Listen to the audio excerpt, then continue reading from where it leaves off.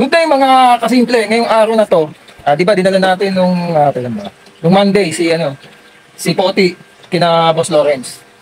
Tapos ang usapan namin kung hindi kinabukasan ngayong Martes matapos ay sa Wednesday. So ngayon ay Wednesday, so pupunta tayo. Okay, tingnan natin kung okay na ba si Poti. Okay? Sige, alis na tayo.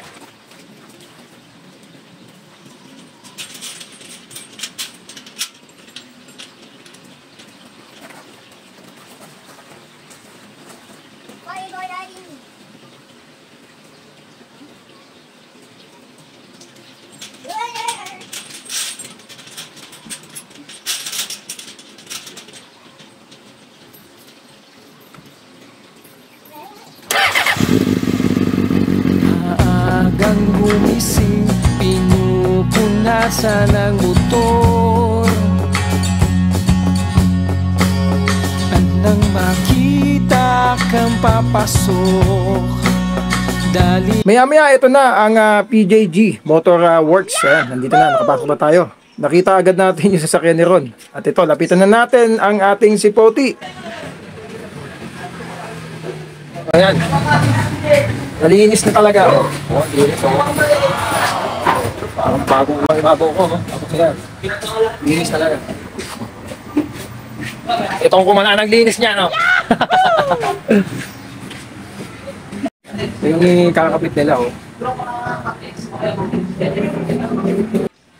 Maya-maya ay sinimulan na rin ni RD, no? Ayan, kita mo naman na sinisimulan na niya kasi dumating na rin yung inaantay niya pang kulang pa, no?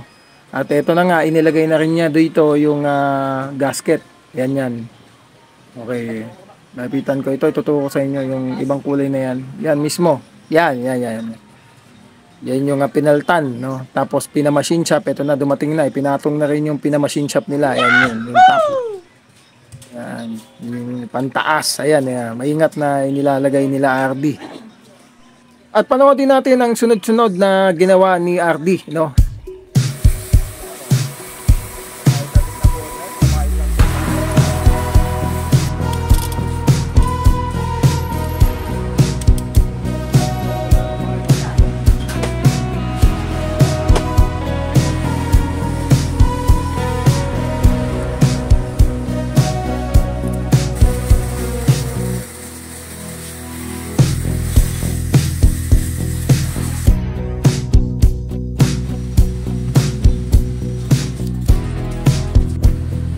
Pagkatapos makabit ang lahat ay nag-change oil na rin siya at maya-maya ito na ang ginawa niya. Sinagawa ni RD ang pagpa-flashing, no?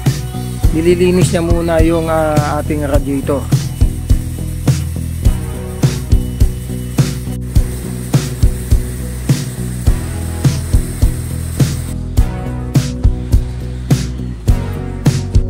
Matapos ang flashing ay naglagay na rin siya ng coolant. Ayan, yung ginamit nating coolant, ayan. Kulay pink. Yan. At pina-start na rin niya. Pinutusan niya kung i-start na. Ayan, pasensya na, baliktad ang camera ko. Ayan, naka-start na dyan si Poti. Upang magsimula na, no.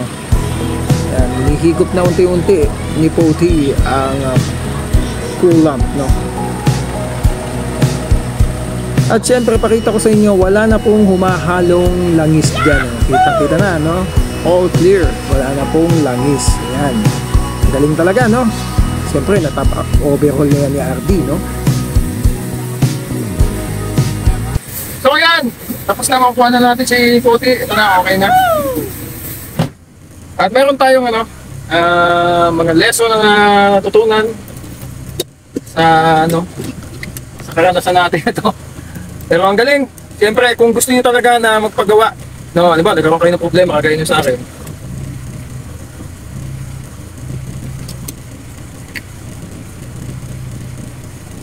Kailangan baka tumabit na naman tayo.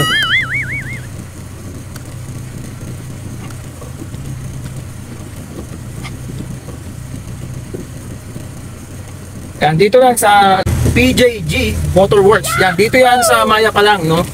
Kay Boss Lawrence. So, okay silang gumawa at mabilis din pagdating sa kasi doon yung nagpa-top overall tayo, mabilis na tapos, no? So, pina-priority nila talaga kapag talaga kausap mo sila. Yan. Marami pang mga ibang klase ng mga sasakyan ng siniservisyon nila at pwedeng nilang gawin. So basta sila specialist pagdating sa auto works, halimbawa kahit ano pa yan, SUV o sedan, yan, AUV, basta yan, kahit mga L300, mga ganun. Marami ako nakikita kasi ginagawa nila. At lalo nang specialist sila sa Honda Civic. Okay? So, na-repair nga tayo ni Ronmatic dito. At maraming salamat naman at ito na. Saan natin ang hindi na tutuyuin pa ang ating sikoti, no?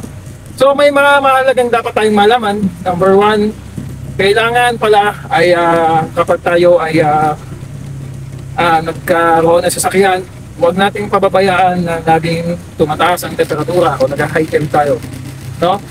Ano-ano yung mga dapat natin inspect? Dapat unang-una na umiikot yung sistema ng coolant.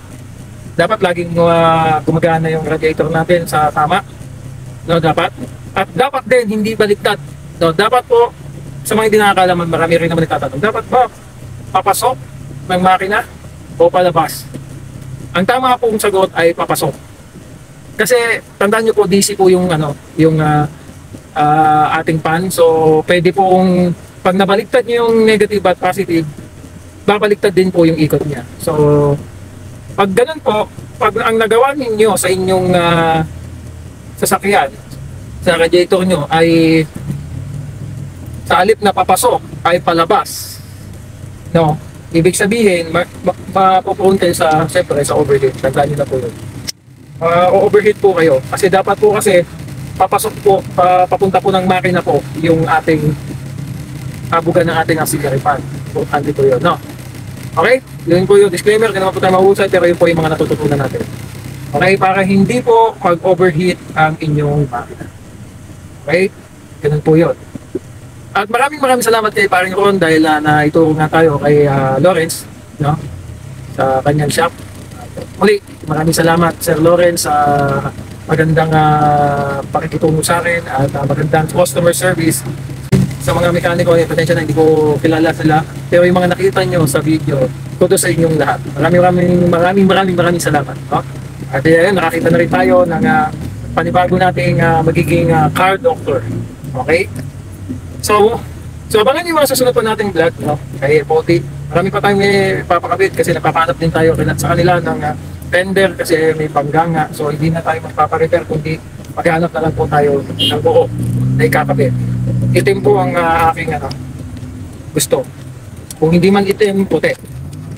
Basta yung dalawa lang na yun ang pinapanap natin kay Sir Lawrence. At tapos, siyempre, papakabit ko rin yung antena kasi doon dumadaan yung tubig.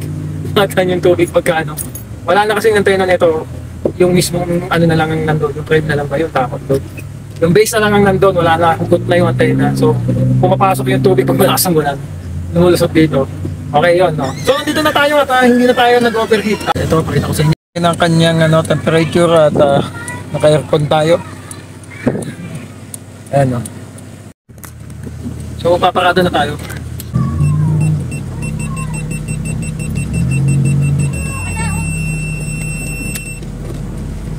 So yun, kudos sa PJG Motorworks yan, kay Sir Lawrence at sa mga mekaniko niya, astig. Maraming salamat sa pag-asikaso sa akin at hindi niyo ako pinabayaan at mula nung umpisa hanggang dito, no?